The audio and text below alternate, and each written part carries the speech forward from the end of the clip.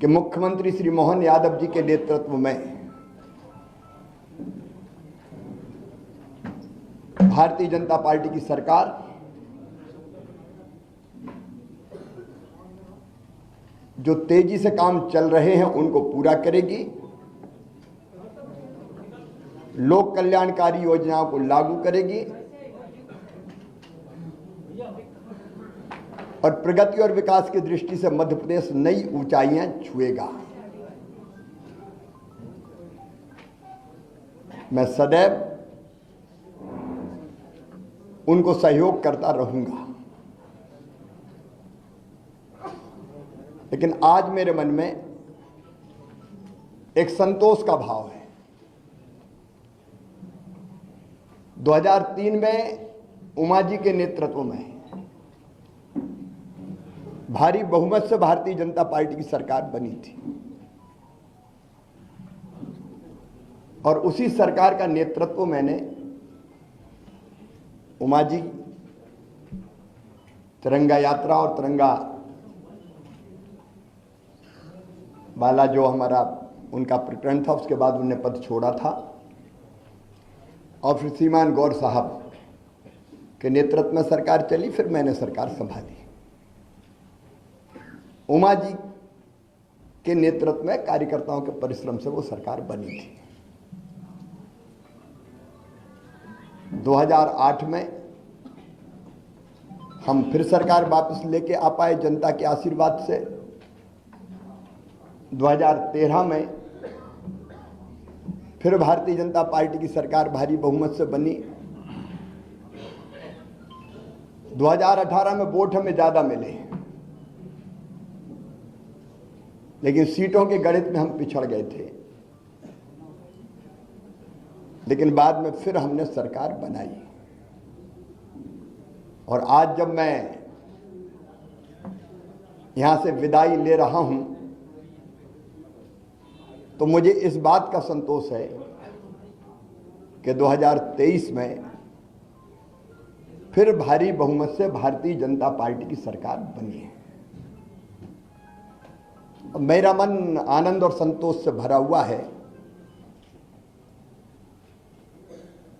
लाखों कार्यकर्ताओं के परिश्रम से, प्रधानमंत्री जी के आशीर्वाद से, उनकी लोकप्रियता के कारण और केंद्र और राज्य की भी कल्याणकारी योजनाओं के कारण, जिसमें लाडली बहना का भी योगदान जबरदस्त है, ये सरकार बनी। लेकिन मेरे मन में संतोष है कि सरकार, भारी बहुमत वाली सरकार, जिसको 48.55% वोट मिले, अब तक के सबसे ज्यादा, वो सरकार बना के मैं जाऊंगा। और मुझे इस बात का भी संतोष है कि जब मध्य प्रदेश हमें मिला था विरासत में, तो एक पिछड़ा और बीमारू मध्य प्रदेश मिला था। एक लंबा सफर हमने विकास और प्रगति का तय किया और इन वर्षों में मैंने, मुझ में जितनी क्षमता थी, मुझ में जितना सामर्थ्य था, मैंने पूरा झोंक के अपने प्रदेश के लिए और जनता के कल्याण के लिए काम करने की कोशिश की। मैं अपनी क्षमताओं को अनंत नहीं मानता, लेकिन जितनी भी थी मुझ में, मैंने पूरी प्रामाणिकता, पूरी ईमानदारी, पूरे परिश्रम के साथ प्रदेश का विकास और अपने प्राणों से प्यारी जनता का कल्याण हो, इसमें अपने आप को झोंका। गड्ढों वाली सड़कों से शानदार हाईवे वाले सड़कों का प्रदेश मध्य प्रदेश बन गया। अंधेरों के घेरों से निकाल के उजालों की नई दुनिया में हम मध्य प्रदेश को लेके आए। कृषि के क्षेत्र में चमत्कार हुआ है, आप सब जानते हैं, मैं नहीं विशेषज्ञ कहते हैं। 159 लाख मीट्रिक टन से उत्पादन बढ़ के 619 लाख मीट्रिक टन हुआ। एग्रीकल्चर ग्रोथ मध्य प्रदेश की चमत्कृत करने वाली है। और वही मध्य प्रदेश की आर्थिक प्रगति का फिर बड़ा कारण बनी। 11,000 रुपया पर कैपिटा इनकम से हम 1,40,000 रुपया तक लेके आ पाए। 71,000 करोड़ की जीएसडीपी को हम बढ़ा के आज 14 लाख करोड़ के पार ले गए। इंडस्ट्रियल ग्रोथ रेट भी हमारी 24% पहुंच गई। और सामान्य शब्दों में अगर मैं सोचता हूं तो भट्ट सुअर से हमारा सफ़र यहाँ शुरू हुआ था, उससे मेट्रो ट्रेन तक का सफ़र हमने तय किया। टपरे वाली आईटीआई से हम ग्लोबल स्किल पार्क तक पहुंचे। मेडिकल कॉलेज नए हो या सीएम राइज स्कूल हो, टूरिज्म के क्षेत्र में काम करना हो या सांस्कृतिक पुनरुत्थान का एक नया दौर प्रारंभ करना हो, जिसमें महाकाल महालोक से लेके देवी लोक और एकात्म धाम जैसे केंद्र स्थापित हुए, ये सारे काम मेरे मन को संतोष देते हैं और लगता है कि हम कुछ सार्थक कर पाए। लेकिन इसके साथ दो चीजों का उल्लेख मैं और करूंगा। एक, महिला सशक्तिकरण मेरे लिए वोट प्राप्ति का जरिया नहीं है, वो मेरी अंतरात्मा से निकला। क्योंकि बचपन से मैंने बेटियों की अपने गांव में ही और बहनों की दुर्दशा देखी थी। बेटियां कोख में मारी जाती थी, उस पीड़ा ने जन्म दिया लाडली लक्ष्मी जैसी योजना को। उसके पहले भी कुछ पत्रकार मित्र जानते हैं, जब मैं कुछ नहीं था तब भी मैं बेटियों की शादी करता था। मैंने सोचा नहीं था कि मैं कभी मुख्यमंत्री बनूंगा। ये तो भारतीय जनता पार्टी ही ऐसा दल है जो एक साधारण कार्यकर्ता को उठा के ले जाती है। मेरी कल्पना ही नहीं थी। लेकिन बनते ही लाडली लक्ष्मी कन्या विवाह, 50% रिजर्वेशन स्थानीय निकाय के चुनाव में हो या गवर्नमेंट सर्विसेज में 35% तक रिजर्वेशन को पहुंचाना हो, या संपत्ति की खरीद में स्टाम्प शुल्क की कमी हो, या फिर लाडली बहना जैसी और संबल जैसी योजना हो। वो योजना बना के अपनी बहनों की जिंदगी में और बेटियों की जिंदगी में हम खुशी के पल ला पाए। और लाडली लक्ष्मी जैसी योजना से सेक्स रेशियो में परिवर्तन आया, वो केवल कागजी नहीं रही। और जब 2017 में मैंने आहार अनुदान योजना शुरू की थी बेगा भारिया शहरिया बहनों के लिए, और जब पोषण का स्तर सुधरा तो वो लाडली बहना की आधार अगर बनी तो वो योजना बनी। और उसके कारण भी बहनों की जिंदगी में जो परिवर्तन आए वो अद्भुत है। और दूसरा, आप देखेंगे खेती के क्षेत्र में केवल सिंचाई ने चमत्कार तो किया ही, लेकिन 0% ब्याज पे कर्जा देने से लेकर बोनस जैसी अवधारणा लाभकारी मूल्य देने के लिए हमने शुरू की। और किसानों के लिए भी हम काफी काम कर पाए। गरीबों के लिए मैं एक एक योजना का नाम नहीं लूंगा, लेकिन अनेकों कल्याणकारी योजना। और पिछला जो कार्यकाल था अभी जो गुजरा है, ये तो कोविड के दौरान 2 साल तो कोविड रहा, 1.25 साल ही हम ढंग से काम कर पाए। और कोविड में भी मैं एक चीज मुझे रोमांचित करती है, जब मजदूर पैदल आ रहे थे अपने सर पे गठरियां रख के, तो मेरी अंतरात्मा ने कहा कि मध्य प्रदेश की धरती पर कोई मजदूर पैदल नहीं चलना चाहिए। वो कठिन समय था, बसें लगाना और लोग नियुक्त करना, कर्मचारी अधिकारी, लेकिन हमने मध्य प्रदेश की धरती पर फिर मजदूरों को पैदल नहीं चलने दिया। सीएम राइज स्कूल में मानता हूं अस्पताल में जन्म लिया इस योजना ने, जब मैं भर्ती था कोविड में खुद। तो कई तरह के काम ऐसे हैं जो हम कर पाए। और आज एक संतोष के साथ एक अच्छी सरकार और अच्छा नेतृत्व पार्टी ने तय किया है। उनको सौंप के हम आगे का सफर प्रारंभ करेंगे। पार्टी के कार्यकर्ता के नाते, समर्पित कार्यकर्ता के नाते, मैंने सदैव कहा भारतीय जनता पार्टी मिशन है मेरे लिए, राष्ट्रीय पुनर्निर्माण का। जनता के कल्याण का, दरिद्र नारायण की सेवा का। वो काम लगातार चलता रहेगा। मैं अंत में इतना ही कहता हूं कि मुख्यमंत्री रहते हुए भी जनता से मेरे रिश्ते कभी मुख्यमंत्री और जनता के नहीं रहे, परिवार के रिश्ते रहे हैं।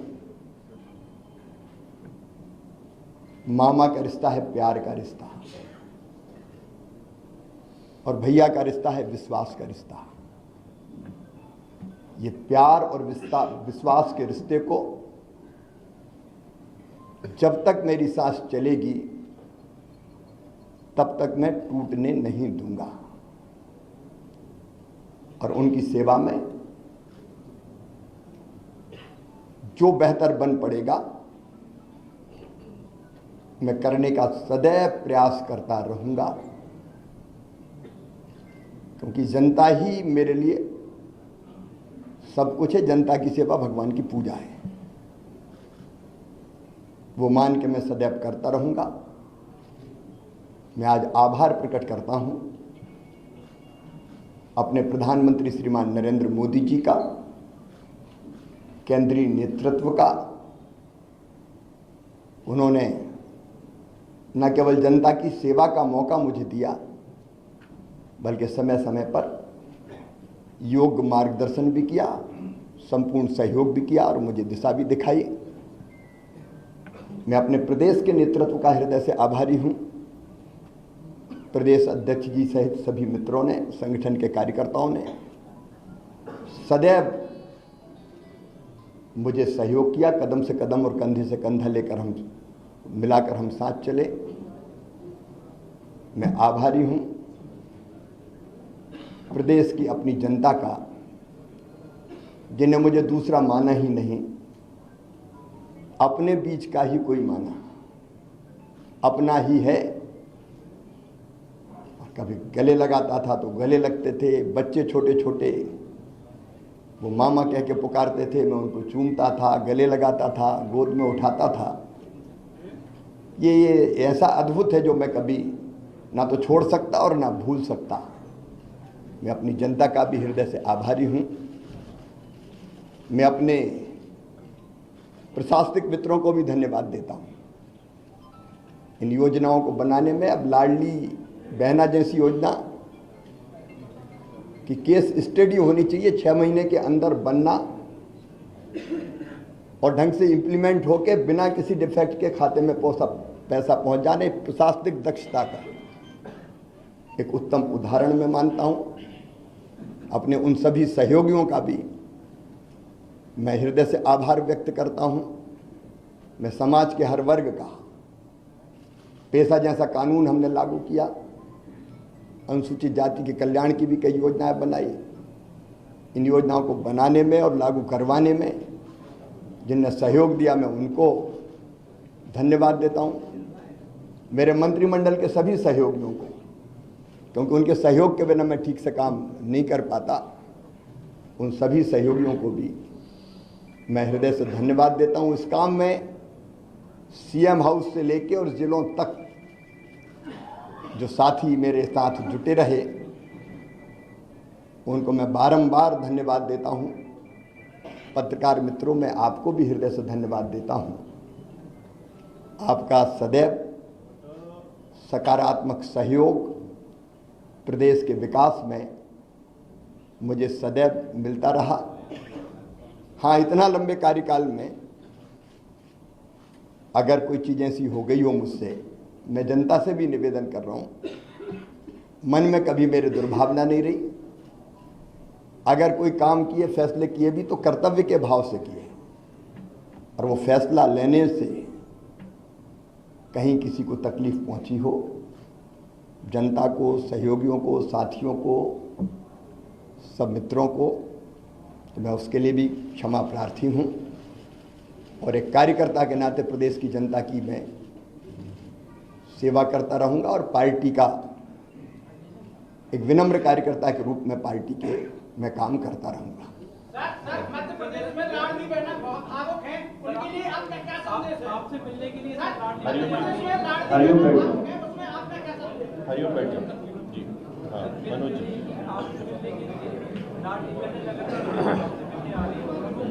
तो बहन भाई तो मिलते रहेंगे, इसमें कौन, भाई और बहन का रिश्ता सदैव रहेगा, उसमें कोई, और इस काम को हमारी पार्टी की सरकार आगे बढ़ाएगी। बहना भावुक है क्या? बहुत भावुक है मध्य प्रदेश में, लाड़ भी कहना है, आंसू आ रहे हैं सर। सबके प्यार के लिए मैं उनको प्रणाम करता हूं, और भाई और बहन साथ है, और सरकार भी उनके कल्याण के काम करती रहेगी। सरमन जी, मैं उनके साथ खड़ा हूं सर। सरमन जी, रविंद्र जी बोलो। भारतीय जनता पार्टी ने अपने संकल्प पत्र में जो कहा है वो क्रमशः पूरा करने का काम हमारी सरकार करेगी। सरमन जी, सरमन जी, सरमन जी, सरमन जी, क्या वो काम पूरा हो गया है या फिर चलिए प्रमोद। एमपी के लिए जितना काम करने का डेवलपमेंट का आपने सोचा था वो पूरा हो गया है? देखिए, काम कभी समाप्त नहीं होता, विकास का एक चरण पूरा होता है तो फिर दूसरा प्रारंभ होता है। विकास की यात्रा अनंत है। अब तक हमने जो यात्रा, जो सफर तय किया है वो संतोष देने वाला है। आगे मोहन जी के नेतृत्व में ये सफर और ऊंचाइयों पे जाएगा। सरमन जी बोलिए। मोहन यादव ने कहा लाडली बहना के बारे में सोचेंगे, अभी नहीं है, आगे बढ़ाएंगे कि नहीं? एक सवाल सबसे मन में है कि अब आपकी भूमिका क्या होगी? एक कार्यकर्ता की भूमिका है मेरी। देखिए, जब आत्म केंद्रित होता है व्यक्ति तो उसको लगता है कि मैं कहाँ हूं, लेकिन भारतीय जनता पार्टी में एक मिशन है, उसमें हर कार्यकर्ता के लिए कोई ना कोई काम है। तो जो भी पार्टी काम देगी वो काम मैं करूंगा। विधानसभा चुनाव के दौरान आपके अंदर एक ऐसा जज्बा, जुनून और जिद थी या बहुत गलत के साथ आप चुनाव क्षेत्र में जा रहे हैं, और बहुत सारे आपने ऐसे लक्ष्य भी निर्धारित किए थे। छोटा प्रश्न, वो छोटा तो नहीं हो पाएगा, आपने बहुत सारे लक्ष्य भी निर्धारित किए थे।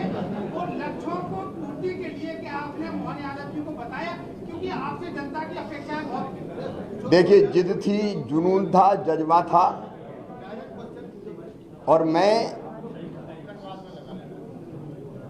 चुनाव के दौरान कभी 2 घंटे से ज़्यादा नहीं सोया, क्योंकि भारतीय जनता पार्टी की सरकार वापस लाने की ड्यूटी सबकी थी, लेकिन मेरी सबसे ज़्यादा थी मुख्यमंत्री के नाते।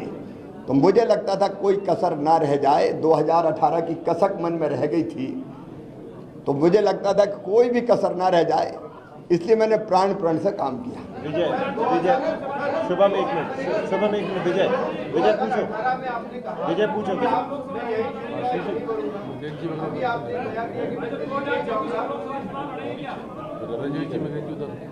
मेरे बारे में कोई भी फैसला मैं नहीं करता, ना कभी किया है, पहले भी कभी नहीं किया, आज भी नहीं किया और कल भी नहीं करूंगा। मेरी पार्टी करेगी।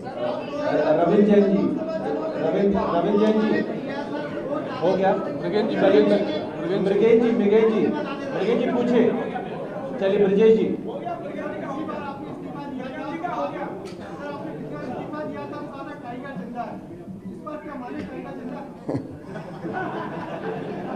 उस समय दूसरी सरकार बनी थी, कार्यकर्ताओं में हिम्मत और हौसले की जरूरत थी। इस बार तो ये सरकार ही काम करेगी। सर, एक सवाल है, आपकी एनर्जी का राज क्या है? ये अच्छा सर। जनता के प्रति मेरा कमिटमेंट, समर्पण और प्रतिबद्धता कि हर एक पल जनता की सेवा में लग जाए, वो मुझे थकने भी नहीं देती और रुकने भी नहीं देती। पूछिए।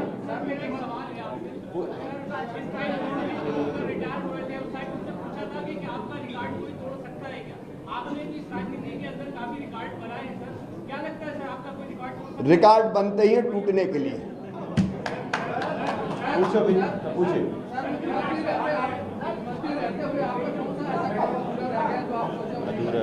एकात्म धाम का जो काम है, अभी मैंने देखिए मुख्यमंत्री जी से एक मांग की, पर्यावरण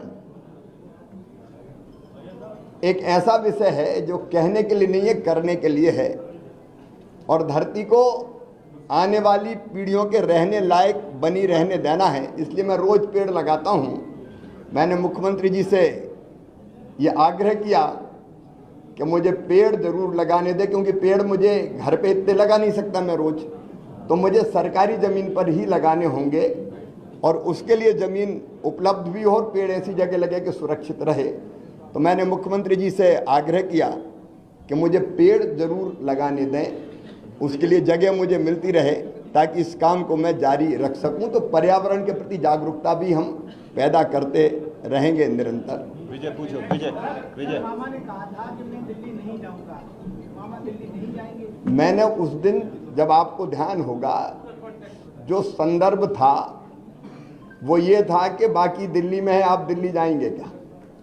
एक बात मैं बड़ी विनम्रता के साथ कहता हूं कि अपने लिए कुछ मांगने जाने से बेहतर मैं मरना समझूंगा, वो मेरा काम नहीं है।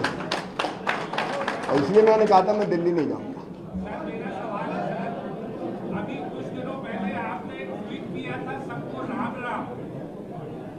वो तो जब से होश सवाल है तब से राम राम तो कर ही रहे हैं। हेमंत जी, हेमंत जी,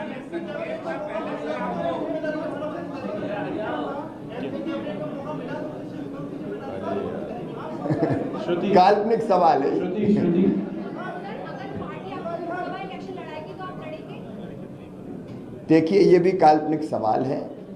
मैंने पहले ही अनेकों बार कहा है कि एक बड़े मिशन के लिए हम भारतीय जनता पार्टी का काम करते हैं, कार्यकर्ता है, और मिशन तय करता है हम कहाँ रहेंगे। देखिए, ये बढ़िया मैं क्षमा करें, एक बड़ा घटिया सोच है, मैं कहाँ रहूँगा, मैं कहाँ रहूँगा, मैं कहाँ रहूँगा। अब ऐसा आदमी कुछ नहीं कर सकता, सिर्फ अरे मैं नहीं बना रोऊं गाऊं, बड़ा अन्याय हो गया। काय का अन्याय हो गया? अरे मैं आज कह रहा हूँ साहब, एक साधारण कार्यकर्ता को 18 साल मुख्यमंत्री बना के रखा भारतीय जनता पार्टी ने, कोई दूसरा पहलू नहीं देखते क्या? एक साधारण कार्यकर्ता को इतने साल भारतीय जनता पार्टी जिसने मुख्यमंत्री बना के रखा, सब कुछ दिया भारतीय जनता पार्टी ने मुझे, अब मुझे भारतीय जनता पार्टी को देने का वक्त आया है। ये सोच क्यों नहीं हो सकती? मुझे नहीं बनाया, क्या नहीं बनाया? और इसलिए मैं इससे ऊपर हूं बिल्कुल। अनुराग जी पूछिए। सर, आपकी लगातार आदत है 24/7 बिजी रहने की, आपने क्या प्लान किया है लगातार अब आगे व्यस्त रहने की? व्यस्त तो रहूंगे, अभी भी व्यस्त हूँ, आगे भी रहूंगा। अभी लोगों से मिल जो रहा हूँ, फिर पार्टी जो काम देगी वो करूंगा। फिर कई सामाजिक सरोकार है, पर्यावरण है, महिला सशक्तिकरण के काम में भी अवेयरनेस पैदा करना है। अब देखिए, मैंने कहा लाडली बहना से लखपति बहना, सरकार तो अपना रोल प्ले करेगी ही, लेकिन लखपति बहना के लिए अवेयरनेस पैदा करना, संगठित करना, सेल्फ हेल्प ग्रुप बने, काम धंधा करें, आगे बढ़ें, कई चीज़ें की जा सकती है अनेकों काम करने के लिए। तो मध्य प्रदेश में बैठे ही हूँ और मध्य प्रदेश देश में ही है, मध्य प्रदेश का छूटेगा। बहुत बहुत धन्यवाद। बहुत धन्यवाद आप सभी।